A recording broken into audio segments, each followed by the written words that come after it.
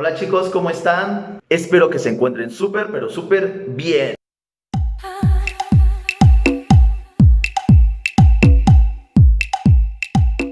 Y el día de hoy hablaremos de un personaje histórico muy importante, considerado por mi persona el mejor presidente y el menos valorado que hemos tenido.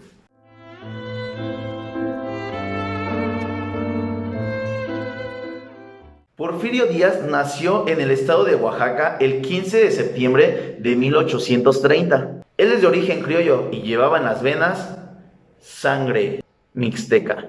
Él fue un coronel del ejército mexicano. Después de la revolución de Ayutla en contra del dictador Antonio López de Santa Anna, Porfirio Díaz ayudó al licenciado Marcos Pérez a hacer que Benito Juárez volviera del exilio que había decretado Santa Anna. Durante la presidencia de Ignacio Comonfort, a Díaz le fue conferido el mando militar del Istmo de Tehuantepec. Este fue el primer cargo militar que conllevaría a una carrera bien forjada. Uno de los antecedentes más importantes de Porfirio Díaz fue que después de proclamar el Plan de la Noria en contra del presidente en ese entonces Benito Juárez en 1871, en el cual su lema fue sufragio efectivo, no reelección. Díaz llegó al poder en 1876. Se casó con Carmelita Romero, quien le enseñó a hablar francés e inglés y lo instruyó en la cultura tanto europea como norteamericana. Porfirio Díaz es un personaje de oro, el cual la historia de nuestro país lo ha hecho carbón. No se toma en cuenta los grandes logros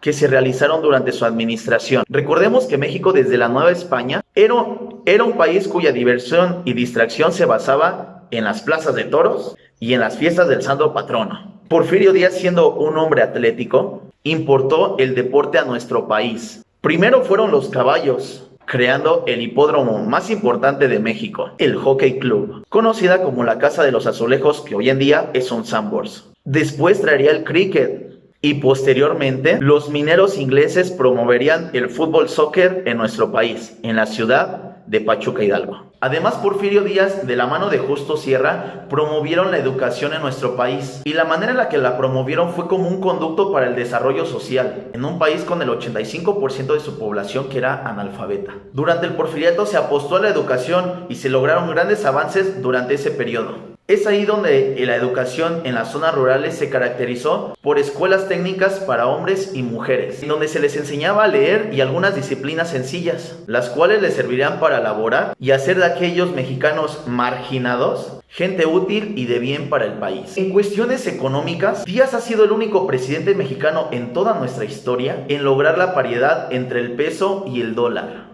Él logró que grandes inversionistas extranjeros trajeran sus empresas a nuestro país. También con él se promovió la minería para la extracción de oro y plata. De hecho, en ese entonces México llegó a ser el país número 5 en la exportación de esos materiales en todo el mundo. Unió a todo el país con más de 19,200 kilómetros de vías de ferrocarril.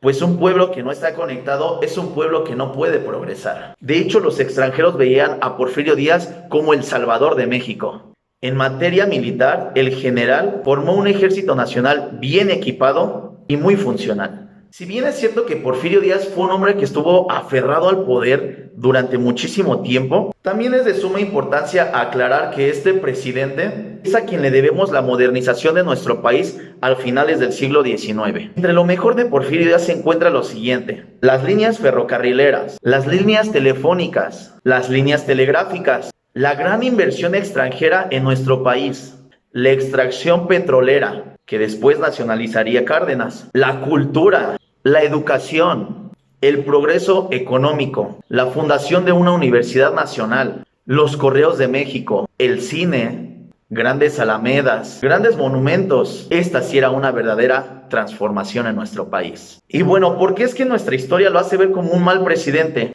Número 1, por la falta de democracia y represión política. Número 2, la represión contra los indígenas. Y es por lo cual es uno de los presidentes más odiados, sobre todo por los creyentes izquierdistas. A pesar de que nuestro país era económicamente estable, había una gran pobreza en la mayoría de la población, sobre todo indígena. Otro punto negativo de Porfirio Díaz y su mandato fue la falta de derechos laborales, la élite que existía en el poder y el incremento de impuestos al sector obrero. Y bueno, chicos, hasta aquí nuestro tema del día de hoy. Espero les haya servido, espero les guste mucho. Díganme ustedes aquí en los comentarios, para ustedes Porfirio Díaz fue uno de los peores presidentes de nuestro país o uno de los mejores presidentes de nuestro país. Nos vemos, cuídense mucho, hasta la próxima, bye.